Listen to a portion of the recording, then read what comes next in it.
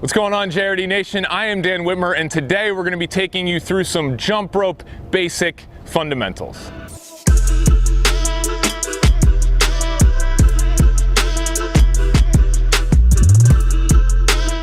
As always, this video and all of our videos are sponsored by Crossrope. It is the best jump rope experience that we have found thus far on the market, and specifically for weight loss. If you guys want 10% off our favorite jump rope, go ahead and check it out in the link below. So guys, we're finally back to posting 3 times a week again. We took a little bit of a hiatus, but now we're back and we're doing a beginner series this week. So this is gonna teach some of those who are new to the channel a lot of fundamentals. Even if you're advanced and you've been following us for a while, this is still a good series to reference to make sure that you are aligned properly and setting yourself up for success. So the first video, this one's gonna be jump rope fundamentals, and then the next 2 are going to be all about jumping rope to lose weight and doing it in the most efficient way possible. Really quick updates just to let you guys know, we got merch coming right now. I'm actually wearing it. We'll talk more about that later. The merch is coming. We have an app coming. There's a lot of exciting stuff. Nutrition coaching is coming. We just hired someone for that. So just wanted to keep you guys posted on everything we have going on here at JRD. But without further ado, let's get into today's tutorial. All right, dudes and dudettes, so the first thing that we want to talk about to get your rhythm down is jumping without a rope. So very simply, we're gonna have Brandon here demonstrating everything today. I just want you to go ahead and jump up and down, man. There you go. This is gonna be the first part to getting proficient at jumping rope. Just get that rhythm down. Next up, what we're gonna talk about is getting the rhythm down through counting. Notice how Brandon is jumping here.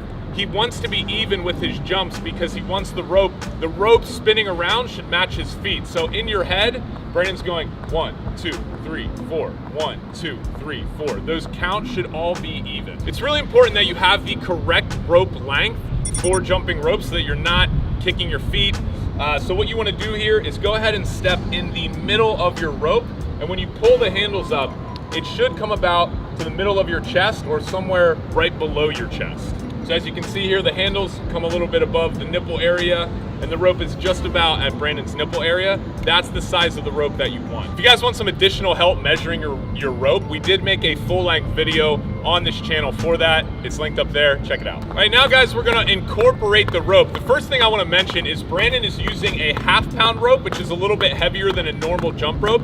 And the reason he's doing that is because for beginners, it's really good to have a slightly heavier rope because more resistance provides more feedback, makes it a little bit easier when you're starting out. All right, the first thing that I want you guys to notice is that Brandon's knees are slightly bent. Not too much, but not stiff.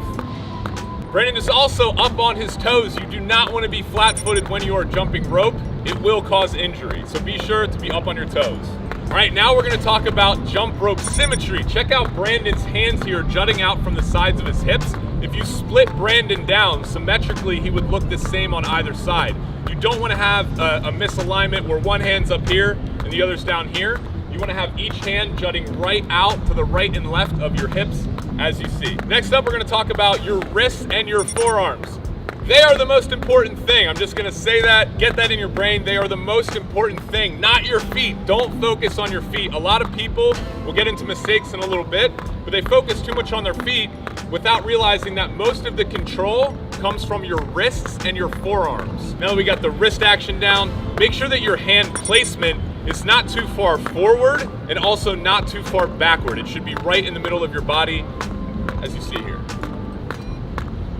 Brandon is jumping no more than 2 to 4 centimeters off the ground. For those of you in the United States, it's like 1 to 2 inches off the ground. But what I'm trying to say is you should have low impact because that's gonna prevent injury and keep you jumping for a long time. And lastly, for form fundamentals, we're gonna talk about posture. Brandon has perfect posture, as you can see here.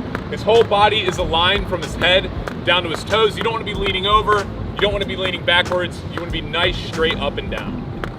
All right, the next section here, we're gonna be going over beginner mistakes, and Dan is showing you the #1 beginner mistake, which is doing the double jump. So as you can see here, Dan is putting in 2 jumps per swing of the rope. Now every rotation, we actually only want 1 jump. So right now, it's not what we want. We wanna move from going 2 jumps to just 1 jump. Dan, show them what 1 jump looks like. There it is.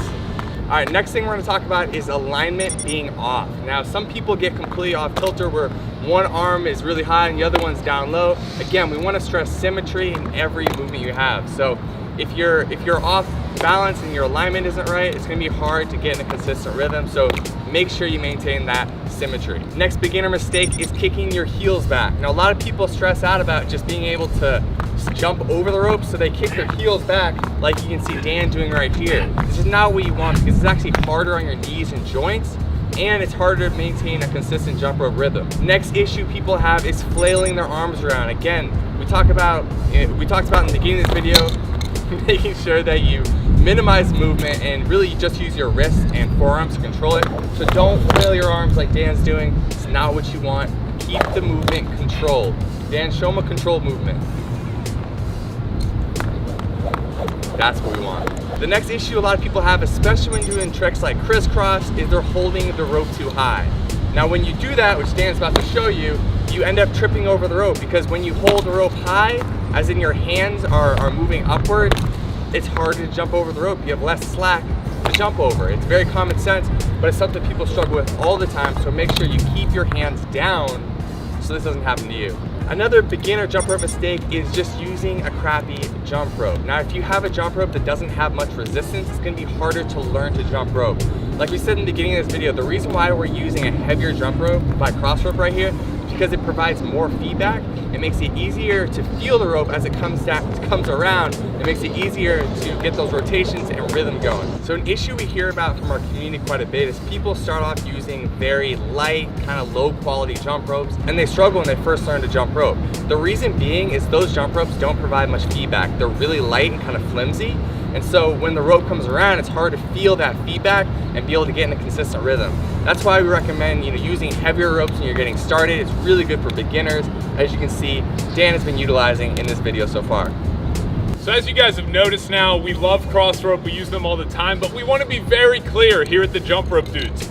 Any jump rope is better than no jump rope. So no matter what jump rope you're using, it's better than not using a jump rope. So if you're a total beginner and you don't really know if you like jump rope yet and you're kind of just getting started, it wouldn't be a bad idea to buy a cheaper jump rope. And we actually made a video on the best cheaper jump rope options on the internet. It's linked up here if you want to check it out. Having said that, we're always going to be very honest with you guys in saying that not all jump ropes are created equal, especially if you're trying to lose weight and get that shredded physique like we always talk about here at the Jump Rope Dudes. That is the reason why we chose and love cross rope, because cross rope is not just a jump rope, it is a jump rope weight loss system, meaning you can attach very quickly a bunch of different types of ropes with different lengths and different weights so that you can change up your workout and help you burn more fat in less time. The last thing that I want to say about the cross rope is the durability. When you jump rope as much as Brandon and myself do, which is basically every day,